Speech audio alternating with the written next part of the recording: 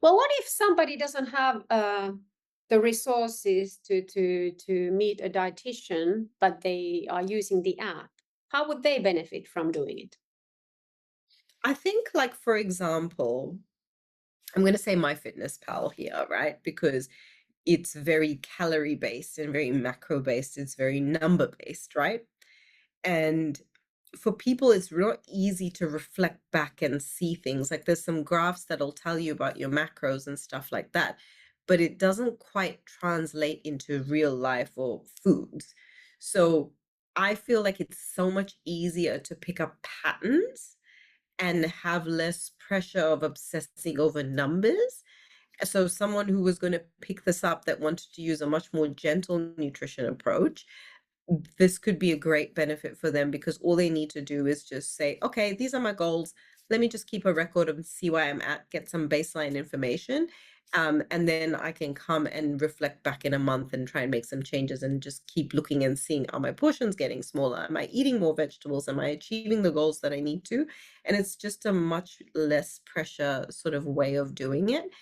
And as we said from the beginning, we're all busy. We don't have time. Mm, So this is just a quicker way of doing it as well. yeah. Um, what if somebody's eating way too little or at the wrong time of the day? I've heard now so many times lately that sometimes the problem might not be eating too much, but actually at the wrong time of the day or too little. So, how does that sound to you? Yeah, so definitely sometimes people are not eating enough in the beginning half of the day and they're eating too much in the later half of the day. And remember at the end of the day, your circadian rhythm is kind of designed to be switching off, right? So your digestive system wants to slow down, you're meant to slow down, there's no sunshine anymore. So having more of your calories in the beginning half of the day when the sun is out and you're still active and moving is far more beneficial to you.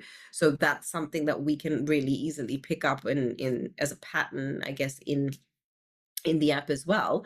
And then also when people report or put up images where then they're skipping a lot of meals, for example, but maybe their goal is weight loss.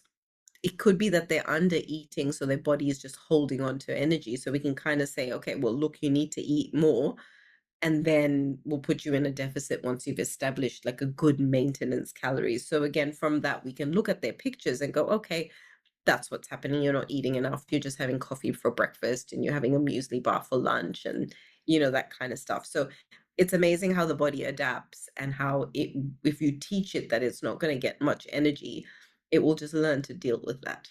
Yeah, but it's surprising, like um, how many people kind of avoid eating. Is it due to the calorie counting world that we have had these calorie counting apps there for such a long time? So instead of like trusting to eat when they're hungry or having uh, this fixed rhythm to have those proper meals and then not snack between meals.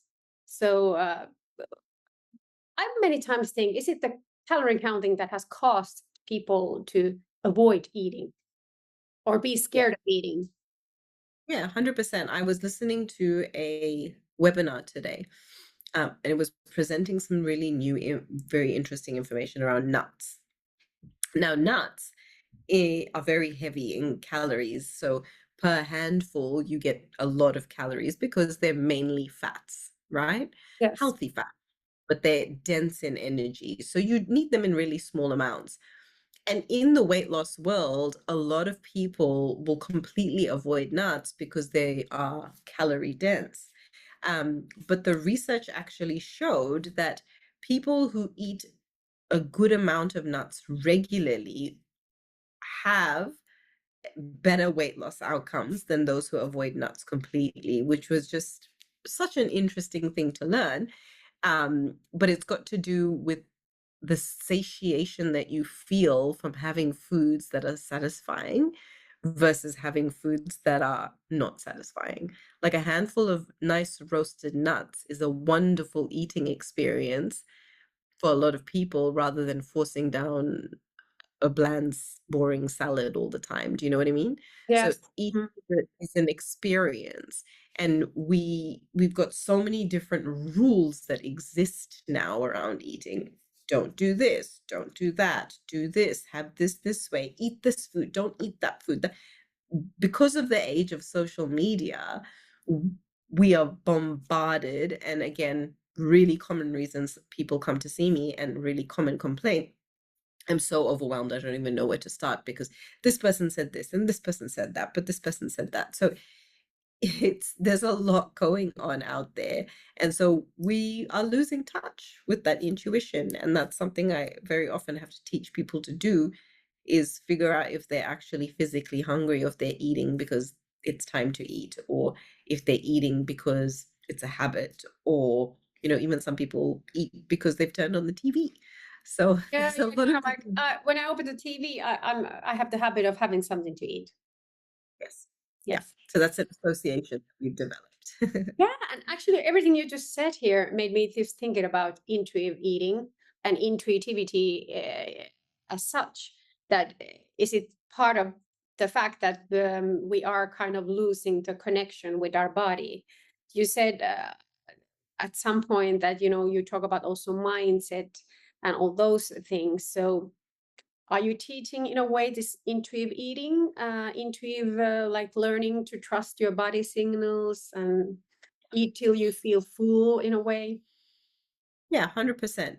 So I truly believe that your body is the best compass for you, and it's going to show you what it needs, but you need to turn off all the noise and listen, because otherwise you're not going to hear it.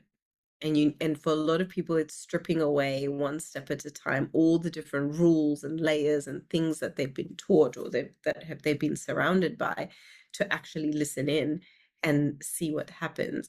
And I want my clients to walk away to be able to see, you know what, I don't really like eating at this time because this is what happens to me, and then I don't sleep well. So my friends know that if we have a Friday night girls dinner and I eat more than I should, that I have a really bad night's sleep. And so we eat really early, and then we go for a walk afterwards so that I can get a good night's sleep, right? And that's just me going, this is my body, this is what I need. These are the signs of what's happening. I've got another friend who, when she eats too much, she gets very, very thirsty, and she just keeps drinking and drinking and drinking more and more water. So she knows that, oh, that's not a fun experience. I don't want to go through that. So she, again, has a reason to listen to her body to stop when she's full and not overeat. So these are things that us as women, even with our cycles, we need to be in tune enough to know that, okay, I'm going to be hungry on these days because my period's coming, and that's okay. But if you're following rules online and sticking to X calories per day, you're not honoring yourself or listening. So I do think that being able to listen to my clients and teach them how to listen to their bodies means that the compass then points to us about what the best approach is, or what the best answer is for that particular person, because it's different. Every person that walks in that I work with, their approach is different and their solution is different, because everyone is so unique. Yeah. Well, how many days of journaling do you think food journaling is needed to start to see their own patterns that you can start learning from, like to start making those aha moments of aha, here's happening this, aha, here is happening that. Probably 1 to 2 weeks is all it takes. Like, most of my clients use the app quite diligently for the first 2 to 3 weeks, and then they really know what they're doing, and they're getting results, and they gain a lot of confidence, and so they a lot of them tend to tail off after the 3, 4 week mark. And then I've got some really, like, type A clients who love the accountability, and they just keep going because they love it. But most of my clients, it's those first couple of weeks that they're really good with it. And then some of them will be like, oh, do I have to keep taking the photos? And I was like, well, for now, we're doing really well, so it's okay. But if your weight gets stuck, we're going to have to do another week or two of photos. So we might get back into it again later. So is it that they start journaling just as they, as they are eating now? Like you're not talking about any changes or anything. You just, let's, keep eating the way you eat. and let's start just, journaling, and let's see next time when we meet, we can talk about it. Most of my clients have already had their first session with me and they've already received some basic nutrition guidance. I've got some clients who sign up and maybe their appointment is like 2 weeks away because I'm busy. So those kind of people, I'll get them to start recording ahead because we've got that time. And what I've started doing recently, just in the last couple of weeks, is if someone books with me and I've got like a good like 10 days before I see them, I invite them to join the app as soon as they've made their first payment and get them to start recording so that after our first session, I've got a week or two of food and our first session information. So the plan that I make is even more personalized because it's based off those meal pictures and I'm not going back and having to tweak it after 2, 3 weeks. So that's something new that I've just made efficient in my life. And how is it working? How is it going? Yeah, great. Because then the results, so we usually do a 24-hour recall or what they call a usual food intake in our assessments. So I don't need to do that. So number one, that frees up time. And then number two, I've got all of these images. And so once I've done my assessment, then the second half of the session, I can go, right, well, let's take all of this information that we've just talked about. I share my screen and I pull up all their meals. And I said, let's go through these meals one by one. And I'll give you some examples and teach you some things. So I'm using their own meal pictures as examples to teach them, which has been really cool. Wow. So what do the people say? I'm very curious to hear, like, what kind of discussions are you having? So it might be, for example, if I get a diabetic, I might be giving them examples of teaching them which foods are carbohydrates and how much carbohydrates they should be having.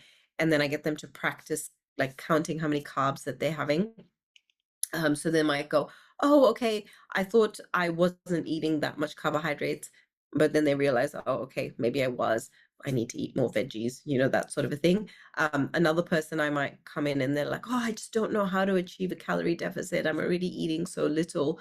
And then we might pull up their meals and then I might, show them, oh, okay, well, this snack can go, you can eat more veggies, less sauce here, and then just give them like really real life examples of, oh, if we have 1 teaspoon less butter here, 1 teaspoon less sugar here, less sauce here, and cut out this chocolate, we've already dropped 300 calories for the day. So they get these live examples of, oh, okay, that's the little tweaks that I need to do. It's not about having these perfect, healthy meals all the time that get me the results. Sometimes it's just the little changes that make the The tiny difference. So it's tweaks. just, yeah, Sounds amazing, actually. That many people are probably surprised that, wow, is this really what it's all about? yeah, yeah. And when it's their own meals in front of them, that's what I feel is personalized advice because you're literally taking their meals and showing them how to adjust them. Because sometimes it's the effort of the piece of paper that tells you eat this much vegetables, eat this, and then you as the individual have to translate that into your diet. Whereas if I have the pictures, I'll show you exactly what to do Yeah, and live. people tend to eat the same things, right? So that there is this certain baseline that kind of, like, for example, in our Mostly. family, we I know exactly what's the baseline there, and then every now and then a little bit something different. Yeah, yeah. So breakfasts, I know there's like most people eat 2 or 3 different types of breakfasts. I've never met anyone who's eats a different type of breakfast every day. And then meals are very similar. So someone might make something and then eat it across a few days, and then another new thing pops up. And yeah.